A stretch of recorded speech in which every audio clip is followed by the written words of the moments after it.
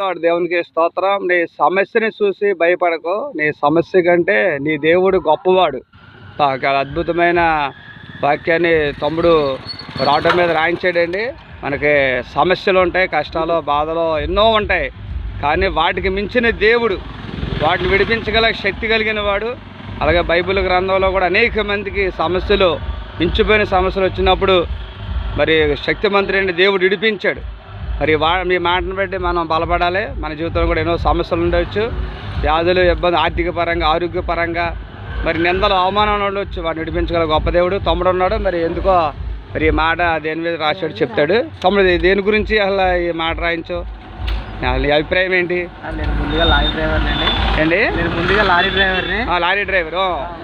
దేవుని విడిచిపెట్టి దేవునికి దూరంగా తిరుగుతున్నప్పుడు, ఆరోగ్య సమస్యల చేత ఆరోగ్యం పాడైనప్పుడు దేవుడు నన్ను ఆదుకున్నాడు. దేవుని స్తోత్రం.